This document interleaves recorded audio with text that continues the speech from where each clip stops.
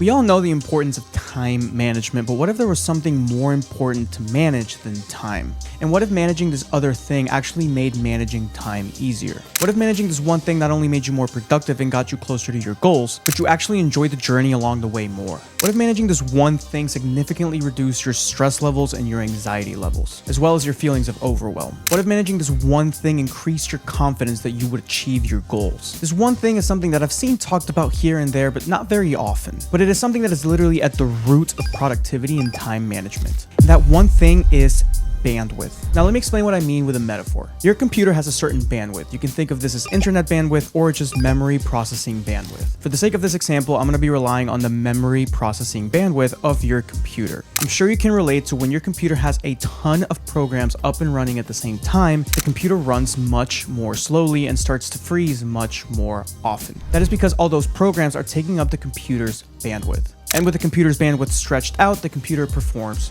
poorly. Now, your mind is like that computer. The more programs and the more tasks you have open and running in your mind, the more bandwidth you are taking and the more you are stretching your bandwidth, and therefore the more poorly you are performing as a result. So in this sense, bandwidth means the mental and emotional capacity we have to process tasks, make decisions, and stay focused. You can have all the time in the world and you can manage it in any way that you want. But if your bandwidth is drained, your productivity will plummet. So managing your time without considering your mental bandwidth is like pouring into a cup that is already overflowing and then on top of that, moving that cup from one room to the next. All you're doing is creating a mess. Now, although this concept isn't popularly talked about, this concept is not new. There is something called the cognitive load theory, which is credited to an Australian psychologist named Dr. John Sweller. The cognitive load theory states that number one, there is a limit to the amount of information that our minds can process at a given time, and number two, when we exceed that limit, our ability to function efficiently significantly drops. Now, it's important to understand that the key to managing our bandwidth or our cognitive load is not by adding or necessarily reorganizing things. The number one way to manage and create bandwidth is to remove things. And not just to remove things, but to do things one at a time. I made a video about why multitasking has been proven by science to be actually a less efficient way of doing things instead of doing them one at a time.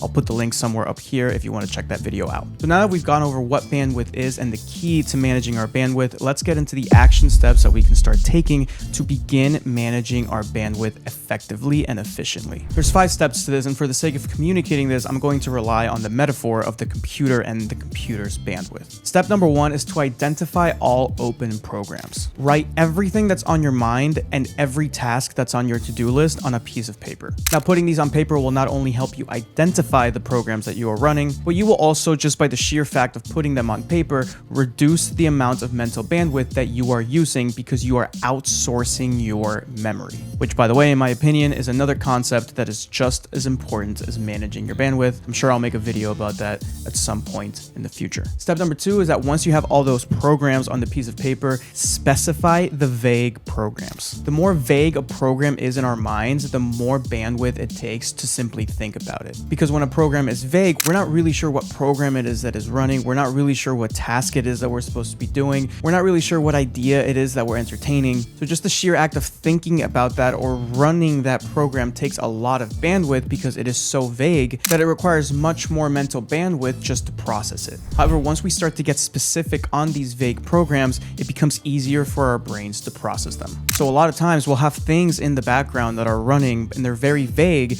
and they take up a lot of bandwidth because we haven't gotten specific with them yet. We know that we want to do something, we know the general idea, but because we haven't broken it down into, for example, a step-by-step process, it's just this sort of nebulous thing that just weighs a lot on our bandwidth because we can't really pinpoint it at any point in time. So that alone, specifying vague programs without even removing a single program yet, will also reduce your bandwidth. So we have 2 steps. Number 1, writing it down on a piece of paper will reduce your bandwidth. Number 2, specifying the vague programs will also reduce your bandwidth.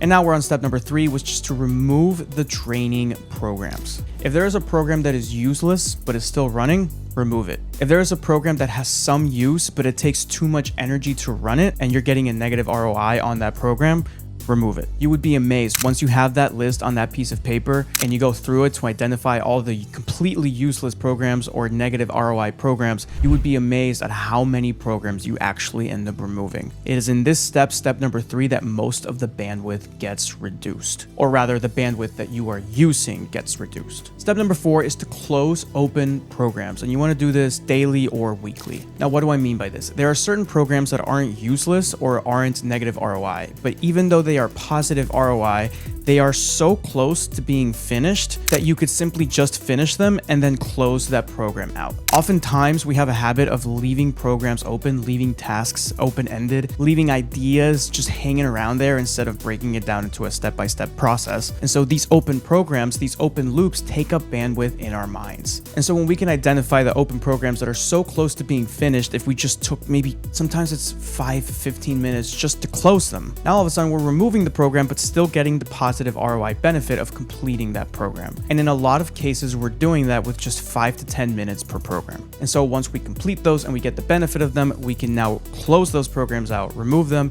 and reduce the amount of bandwidth that we are using. This is a really good thing to do daily or weekly because it's a pretty common habit to just keep piling things on and then just leaving them there and then never finishing them, and then they take up bandwidth. But if we can identify them and then make sure that we finish them and be disciplined enough to identify them and then finish them, we can start removing those on a consistent basis and start to have a consistently low percentage of our bandwidth being used. There's actually something called the Zeigarnik effect, which in part states that our minds tend to linger on open loops and open programs. And finally, step number 5 is to automate what you can. Think of this like Steve Jobs wearing the same black shirt every single day. That is a task that he automated in his life. Every single morning when he woke up, he didn't have to think about what he was going to wear. He had automated the process of what he was going to wear. And so by reducing the number of decisions that he has to make, he also reduces the amount of bandwidth that is being used on tasks that maybe are not that important, like what am I going to wear today? So in conclusion, number 1, identify all open programs and put them down on a piece of paper, outsource your memory. Number 2, specify the vague programs. Number 3, remove the useless and negative ROI programs. Number 4, close the open programs and preferably do this daily or weekly. And number 5, automate the programs that can be automated. Now, one thing that can take up a lot of our bandwidth is our inability to say no. All the time that we think about how to say no or whether we should even say no takes up mental bandwidth. And if we end up saying yes to things that we actually want to say no to, now we're stuck in an activity that drains our energy and therefore takes up mental bandwidth. So if saying no is something that you've struggled with throughout your life, like I used to, I made a video right here that you can check out about how we can start saying no, why we say yes, and the problems that come along with saying yes all the time. So feel free to check that out right here. And as always, if you like this kind of content and want to see more of it, make sure you like this video, subscribe to the channel, and check out the link in the description box below where you can sign up for my weekly email newsletter where I sent you content like this every Monday via email to get you started for the week. Other than that, I'll see you in the next video.